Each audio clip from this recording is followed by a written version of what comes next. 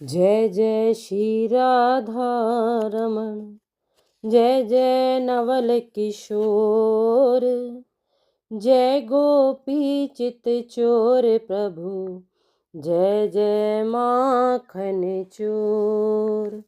श्री बांके बिहारी लाल की जय। माघ मास का 13वां अध्याय।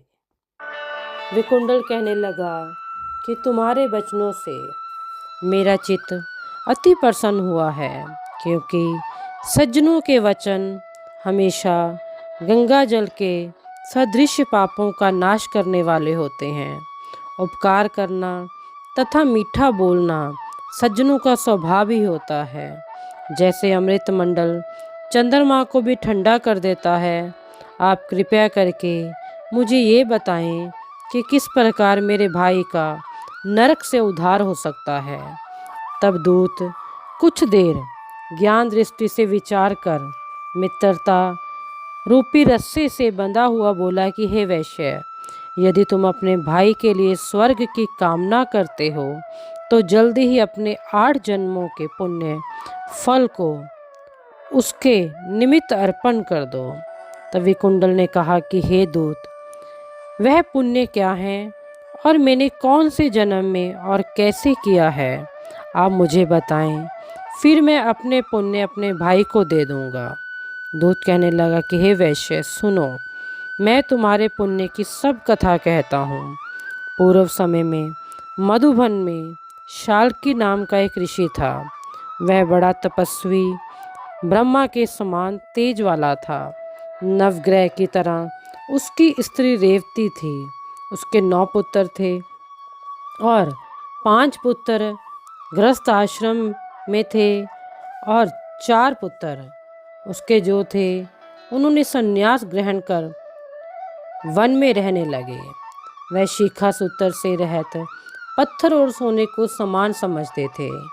जो कोई अच्छा या बुरा उनको अन्न देता था वही खा लेते थे, जैसा कपड़ा देता था उसको पहन लेते थे, हमेशा ध्यान में लगे रहते थे। इन चारों ने व्रत, शीत, निद्रा और आहार सबको जीत लिया।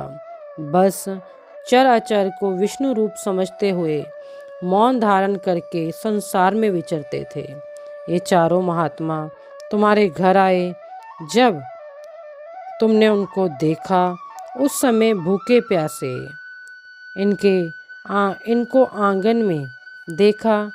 तुमने गदगद कंठ से आंखों में आंसू भरकर इनको नमस्कार करके इतना आदर सत्कार दिया।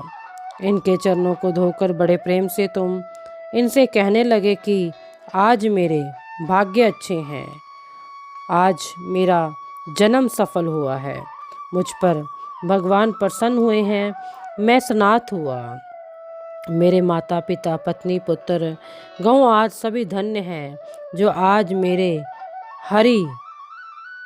घर आए हैं। सो हे वैश्य, इस प्रकार तुमने श्रद्धा से उनका पूजन किया और चरण धोकर जल को मस्तक पे लगाया। फिर विधि पूर्वक इनका पूजन करके तुमने इन सन्यासियों को भोजन करवाया। इन सन्यासियों ने भोजन करके रात को तुम्हारे घर में विश्राम किया और ब्रह्मा के ध्यान में लीन हो गए।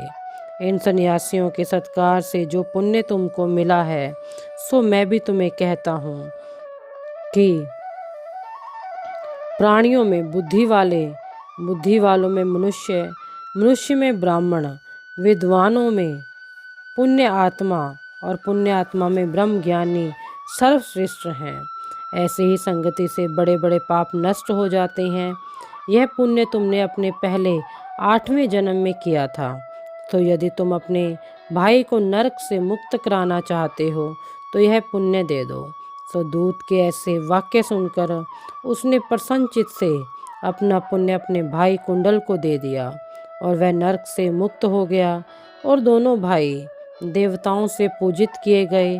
तब दूत अपने स्थान को चला गया। इस प्रकार वैश्य के पुत्र विकुंडल ने अपना पुण्य देकर अपने भाई को नरक की यातना से छुड़वाया। सो हे राजन, जो कोई इस इतिहास को पढ़ता या सुनता है वह 1000 गोदान का फल प्राप्त करता है। प्रिय बंधुजनों। इसलिए कभी आपके दर पे कोई सन्यासी, कोई ब्राह्मण देवता, कोई फ़कीर आ जाए तो उनका आदर सम्मान करो, उनको भोजन करवाओ। अन्न चाहिए अन्न दो, वस्त्र चाहिए तो वस्त्र दो प्यारे। ये जो पुण्य है, इसका जो लाभ है, इंसान को बाद में समझ में आता है। बांके बिहारी लाल की जय।